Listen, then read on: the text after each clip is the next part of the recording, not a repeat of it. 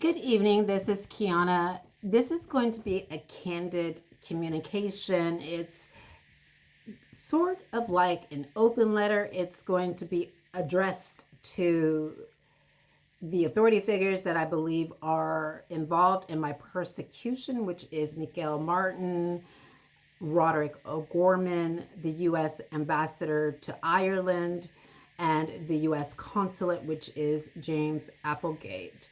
And the U.S. ambassador to Ireland is Claire Cronin, and of course, the United States of America. So, why am I doing this? I'm doing this because I think there needs to be clarification about what I'm doing and what I'm seeking and why I'm here now, and whether or not what the actions that they're taking, whether or not that's helpful. So I think before I get into all that, I want to say that I believe that there is a misunderstanding about rights in the United States. Now, I have noticed online there has been several propaganda videos that have surfaced where we are seeing allegedly that Black Americans are winning cases and winning civil suits and getting these large amounts, and that police officers are now starting to be prosecuted, and that may very well be the case. But it is important to say that this is not the reality for everyone. Just think about it. One day you are walking down the street and you were stopped by the police. Your phone is in your backpack, and the police is asking you, why are you walking? Like, why are you walking this time of night? And you can tell that there's some microaggressions there. And you say, oh, I don't have to tell you why I'm walking. Like, what is it any of your business? I am a free person. I can walk down the street if I want to. And the police says, show me your ID. And you're like, I don't have to show you my ID because I didn't commit a crime. And then the police tries to, and then you walk away and the police grabs you, and then there is a tussle, and because of your fear, and then of course you are arrested, and now you have several charges against you. Now think about it. In that situation, did the person have the opportunity to pull out their phone? Likely not. And because they didn't have the opportunity to pull out their phone, and the officer's body camera was not on, that testimony by the officer is likely to take precedent over your testimony. And I want you to think about that for a second. And I want you to really think about these scenarios in any situation where there is a power differential, where a person is complaining about their mistreatment, but there is a person in power that is stopping them from being able to access justice. Just think about it. Now, there is this notion that because a person is in the United States, that such a situation is going to capture transparency and accountability. But ladies and gentlemen, this is not always the case. What we're seeing now in the United States, where it is dealing with people who are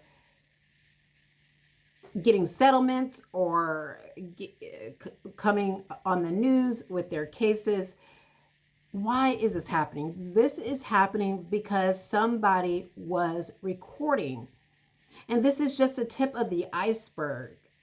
And below the water, there's this huge iceberg of people that are not recording or unable to record their persecution and really can't do it. And this video is really for those people who find themselves, not only is it for the toxic authority figures, but it's also for the people that can't seem to access justice because they didn't take out their phone fast enough, or because they're not the right skin color, or because they're not the right nationality, or because they are not the ideal victim.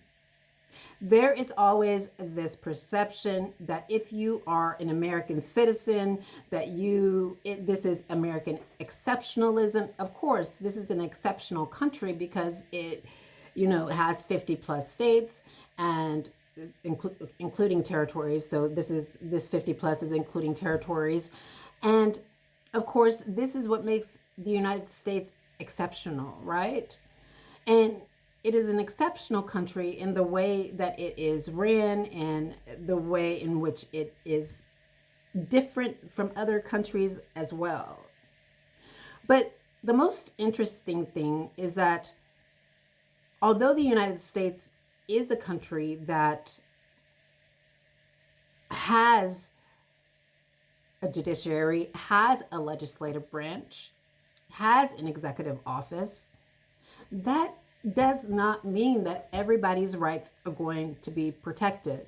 And it's unfortunate that when an American decides that, hey, you know what, I don't feel safe in my country, so let me flee to another nation, let me flee to a different continent, or let me just go to a different continent and try to rebuild and start anew. And it's unfortunate what we have is we have people that are trying to stop Americans from realizing their rights because they want to teach us a lesson about liberties. They want to teach us a lesson about persecution. They want to teach us a lesson about what it really means to be harmed and little do they know, we already know. We already know. And especially if you're Black in America, you know 10 times what persecution is like. You know what it's like.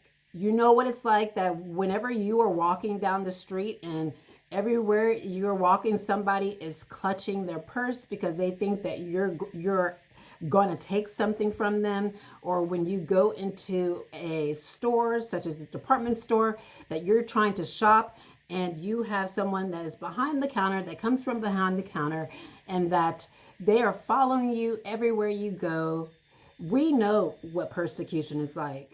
We know what persecution is like when we are in communications with people that are non-Black, and every time that there is a conflict, what we need to do is we have to pull out our camera phone and document the incident, because we know that if we don't, then their narrative is likely going to prevail over ours and we're going to be sent to jail. We know very well what persecution is like. We know what persecution is like when we are looked over, when we have to be extraordinary in our skills, that even though there is studies done where Black Americans who have not been incarcerated and have college degrees, even university degrees, are going up against non-Blacks in the job market, and people who are non-Black who have criminal records and less education are getting jobs compared to this Black person. We know what persecution is like.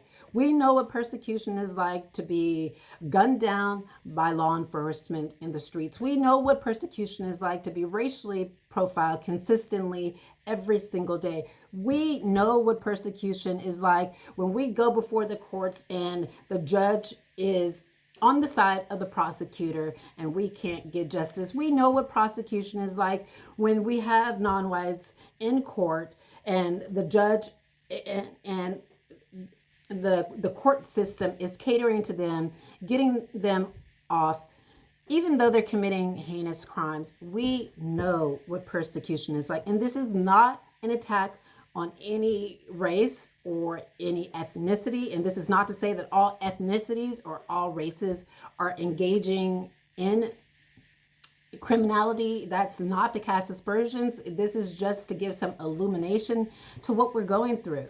We don't always get justice. And when we get justice, it often happens when we're behind bars. So, for example, we don't never get justice at the onset. So, the moment that we're persecuted, the moment our rights are violated, we don't get justice right then and there. We have to do time in jail before we get justice.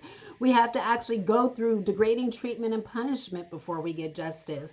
We have to be assaulted before we get justice. We have to be demeaned, debased, demoralized before we get justice. We have gone through this for way too long.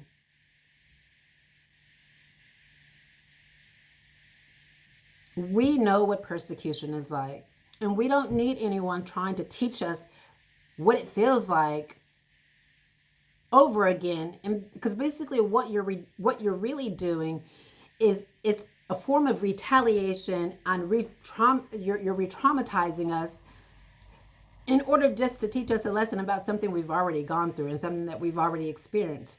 We don't need you to teach us a lesson about our own claims. We know very well enough what it's like to be doxxed. We know very well what it's like to experience torture and persecution at the hands of police. If we look and we study clearly about what's happening in the United States, there are stories that are surfacing where Black Americans are being taken to these undisclosed locations and that they are being held and they're being tortured and they're being abused, and we know what that is like. And we don't need for anyone else to try and teach us what it's like. We already know. We don't need you to teach us what it's like to go to teach us what it's like to be in another country and not get justice, not go before the courts, because we already have gone through that before. And if we haven't gone through it before, our parents have gone through it. And if our parents haven't gone through it, their parents have gone through it. And if their parents have not gone through it, their ancestors have gone through it. We know what it's like.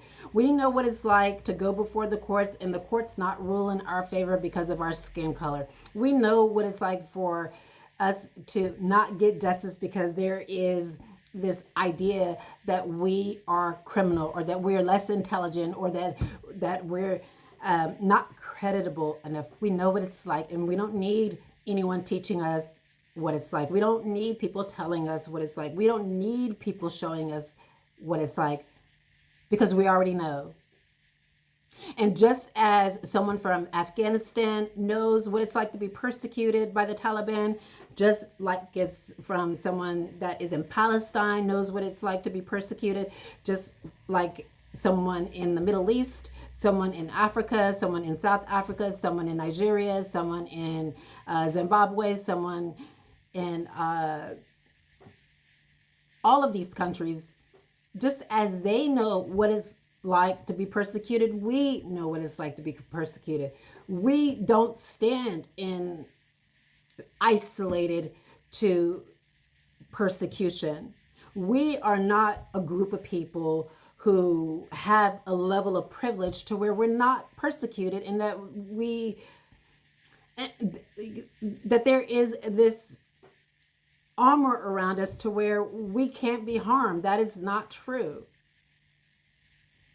Just as there are problems in the Middle East, just as there are problems within Africa, there are problems within America. Africa has its unique set of problems. The Middle East has its unique set of problems, and so does the United States. And what I believe is happening now is that people can come to Ireland, Sweden, Northern Ireland, and they can come here and they can file asylum claims, and you know what, and get it regardless of the circumstance. And this is not an attack on any asylum seekers. I'm not attacking any asylum seekers. What I'm doing is I'm speaking the truth and I'm talking about facts. People can come here and live comfortably and not be harassed by their country or other people because there is not a claim of ethnicity or racism. So, for example, if a person is fleeing Zimbabwe, or if they're fleeing Nigeria, or if they're fleeing the Congo, if they're fleeing uh, Middle Eastern countries, or if they're fleeing Algeria, or if they're fleeing Morocco. And this is not an attack on any of these countries, so please hear me out. If you were fleeing your country, you were likely filing a claim against someone of your own skin color. And you're coming to a nation that is whose leadership is of an opposite skin color to you, so they are non-black, and you're filing a claim against a black leader. You're filing a claim against a Middle Eastern leader. And this is why you are getting your protection. Don't you understand? Because when you are filing a claim against, unfortunately, a leader who is white, there is a barricade there. Think about it. Think about all the countries that are on safe country list. You have Georgia, you have South Africa. Now, South Africa is on the safe countries list because, the safe countries list because there is many authority figures and leaders in South Africa that are white. And again, you have South Africa, you have Georgia, you have Albania, you have Kosovo. You have a lot of these countries that are on safe country lists, and the United States, Canada, etc. All of these countries are on safe country lists because their leadership is white. And what does this mean? This essentially means that you cannot, under any circumstance, bring a claim against a country that has the majority white leadership. This is not racism. This is just observing the truth and the facts. Now, South Africa was able to bring a case against Israel on grounds of genocide because, why? Because in essence, there is, in my opinion, the reason why South Africa was able to do that, because there's a lot of publicity on this particular situation, as there should be. And of course, for an international body not to take action, it would bring into question their authorities. So again, I'm saying that to say that it's difficult for everyone to access justice. And I think I am just tired of people trying to teach me what it feels like not to access justice. I haven't accessed justice at all in my life. I'm 42 years old, and I have been persecuted I've been going through overwhelming transitions, and not once in my entire life, not once, not once, not once have I gotten justice. Not once. And the moment I decide, you know what, Quianna, you're not getting justice in the United States, leave, then the cycle is repeating itself. So is that because I'm wrong all the time? Okay, Quianna, the truth is that what you're saying, I'm wrong 100% of the time, all the time? Not once have I got the justice that I deserved. Not once. Not once. I have been abused, tortured, discriminated against, degraded, debased, and not once has anyone stood up for me. Not once has anyone had my back. And this is disgusting. You have human rights organizations that are NASC, the Migrant and Refugee Rights Center, who is supposed to protect rights, didn't have my back when I was being abused and could have lost my life in direct provision. You have Massey, unfortunately, who didn't stand up for me and was preaching outside in the Republic of Ireland, Black Lives Matter. And I went to him and tried to get his help, and not once did he stand up for me. And I don't think that he is involved in this level of persecution, but the truth is that he didn't stand up for me. The truth is that Doris didn't stand up for me. The truth is that Rose DeMaul didn't stand up for me. The truth is that Amnesty International didn't stand up for me. When I went to visit Amnesty International in Dublin, they closed the door in my face, didn't hear anything that I had to say. The truth is that the UNHCR in Dublin didn't stand up for me. When I went to go visit the UNHCR in Dublin, they didn't even talk to me. The truth is that the United States Embassy didn't have my back.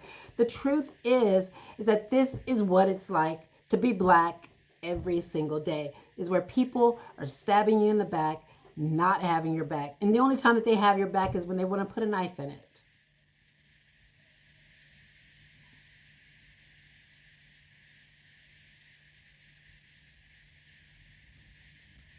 So I don't need, and I don't think any of us do, we don't need people telling us and trying to teach us what it's like to be persecuted, because we already know. If I was so privileged, and if I had my rights where it needed to be, I wouldn't have left the United States. Are we making sense of that? Because I love my country as a country that I was born in. So why would I leave it? I wouldn't leave it unless there were serious problems there.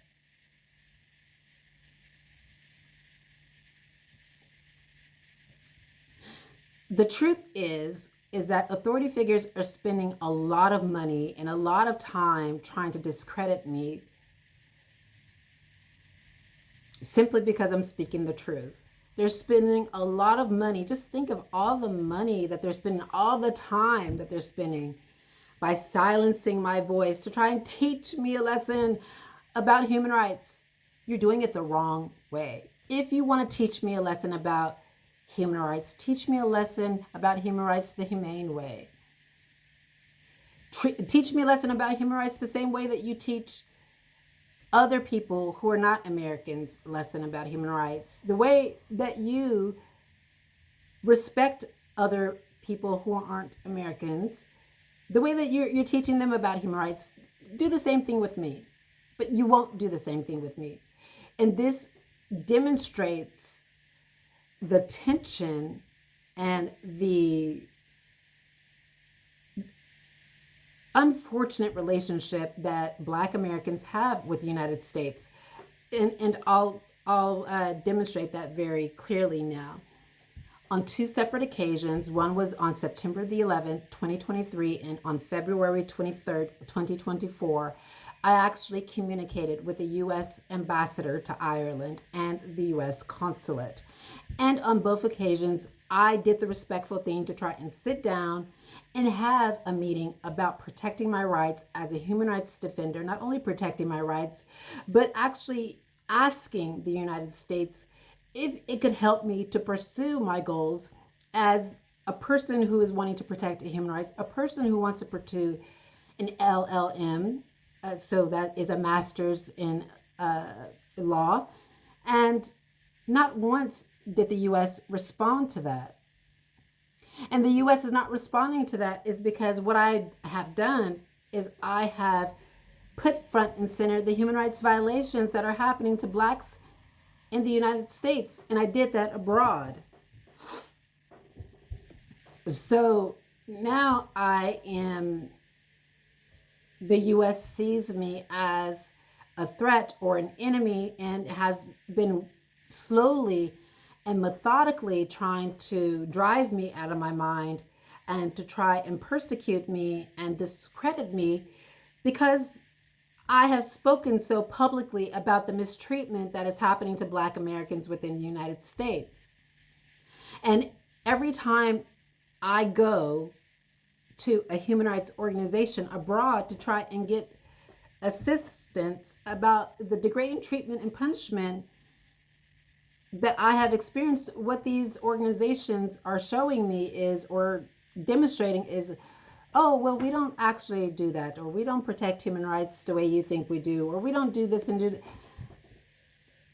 And this is, in essence, what transnational repression is. And of course, you don't have to teach me about digital threats. You don't have to teach me about transnational repression. You don't have to teach me about it this way. Because again, I already suffered persecution in the United States. I've already been there. I've been there when police have lied on me and I haven't been able to get justice. I've been there when I've tried to work in a job and I've gone to that job every day and asked that job to hire me and to consider my skill set, which was, I can understand, wasn't what it is today, but was greater than some of my, so it was greater than some of the other candidates that I was going up against, my competitors. And still, I experienced racism in my work. So you mean to tell me because I am in a country with majority, is that what it is? Because if that's what it is, all you have to do is tell me. All you have to do is say, Quianna, you're a Black American, and you have submitted an asylum claim against the USA, which is a country whose leadership is white. And we are a nation, and our leadership is white as well. And we don't want to take your case, and we don't want you in our country because there is a conflict of interest. And if you tell me that, then I'm perfectly fine with that. But one thing that I'm not fine with is you're trying to teach me what it feels like to be persecuted. I know what it feels like to be persecuted. I have people in my life that also know what it feels like to be persecuted. And we're tired. We're tired of going through this over and over and over again. And we're tired of authority figures coming into our life trying to discredit us and to try and change our perceptions about what we've gone through, to race slight us, to try and sow doubt about the experiences of racism that we have experienced in the United States, to try and drive us out of our mind because we have experienced and spoke out about this. We're tired of that. And this video is basically a peaceful communication because of course you have to issue a disclaimer, because all the time what is going to happen is that authority figures want to always perceive you as a threat to national security or a threat to the established order, when you're not. You're trying to work within the margins of security. You're trying to work within the margins of the established order. But of course, what they're trying to do is push you out of the margins. When is enough enough? What does it take for anyone to understand that, yes, we know what it's like? And when you come and you file asylum in another nation, you have everybody that is working. If you're an American, you have everybody that's working to try and get you out of the nation. Like, that's why I don't align myself with these groups that are talking about everybody's rights are, we should be respecting everybody's rights, or this group against racism, or this group for asylum seekers. I don't align myself with these groups because they are not consistent in their message. Their message is that they protect certain groups, but it's not everyone. It's only spreading to certain people and not to everyone. Now, I have been very patient, and I've been considerably patient, and I have exercised a great level of self-control, which I will continue to do.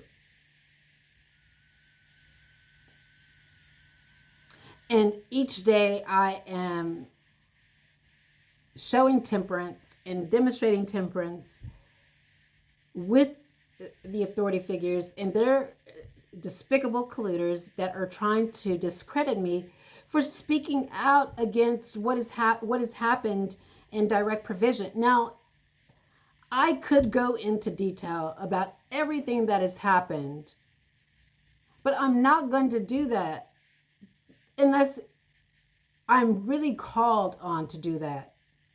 I have kept a lot of stuff out that I have saw and that I have experienced and that I've seen other people experience. I've kept it out of these videos.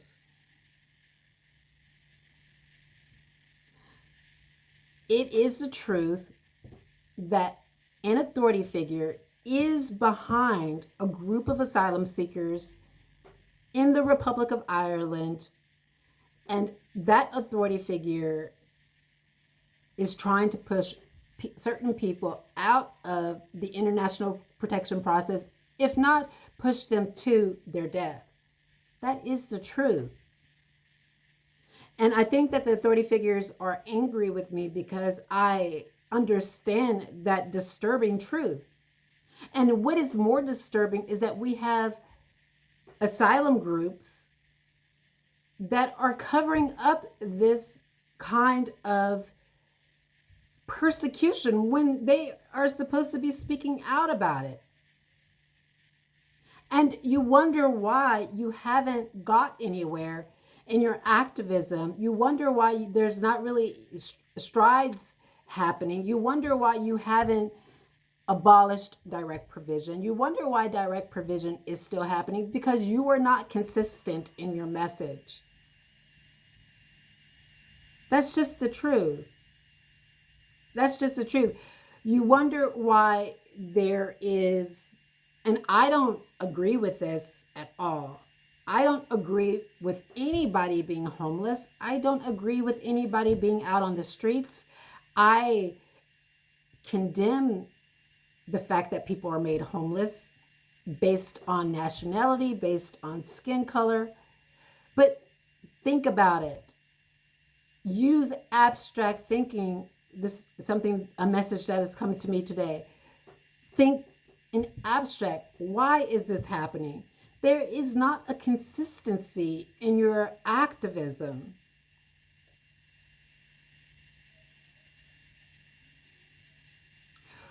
If you are standing up for human rights, how on earth can you allow an authority figure to come to you and tell you to either harm another asylum seeker, to push another asylum seeker out of direct provision, to push another asylum seeker out of the country, to persecute another asylum seeker, to drudge up that asylum seeker's past to the point to where they're intimidated? Think about it. If you are protecting human rights and you're in an organization that is supposed to do this, how can you close the door on a person who is coming to you and asking for your representation? If you are a commission that protects human rights, how dare you close the door on a person who is telling you that they have been degraded and they've suffered inhuman treatment and they have evidence of it, and you close your eyes to it? How dare you? If you are an organization that is allegedly protecting the rights of refugee and asylum seekers, and your motto is that everyone should be able to seek asylum, why are you eliminating Americans from that everyone? Why is it that everyone can seek asylum except Americans? And if that is your opinion, who is giving it to you?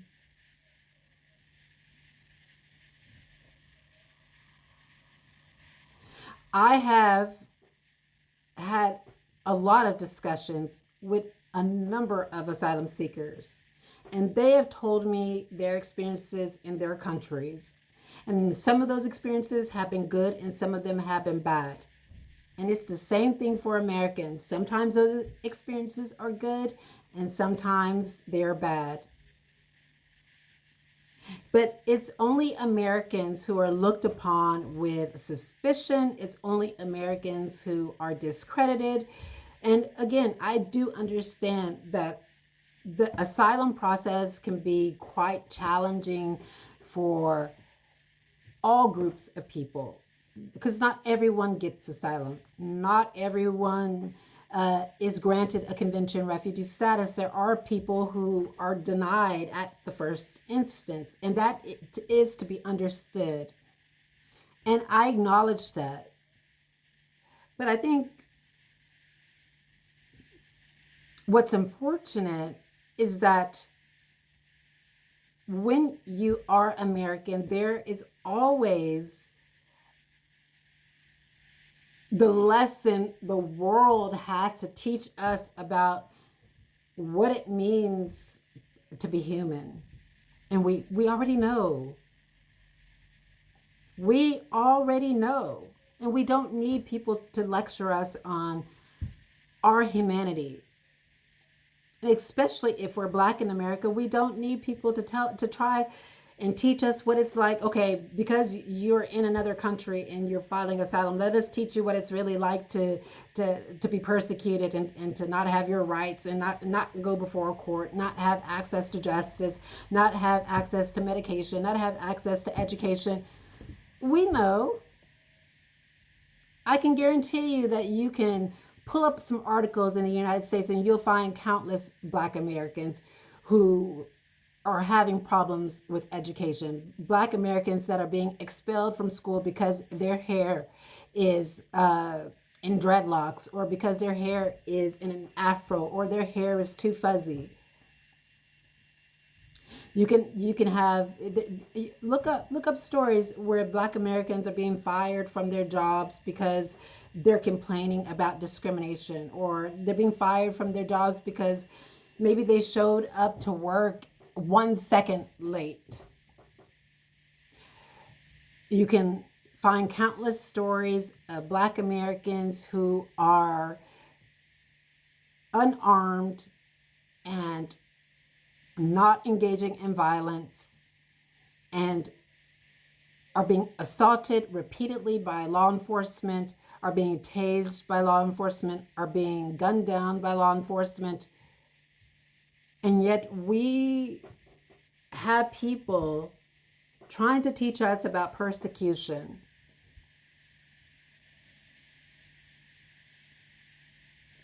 We have Black Americans in the United States that have to jump through hurdles just to get a small business loan. And I can guarantee you, if you Google what these stories, maybe you'll find some where people are getting business loans, but then you'll find some that people aren't getting them. And I can guarantee you that there is an iceberg that is below the water of countless Black Americans that have been refused for small business loans, even when they qualify.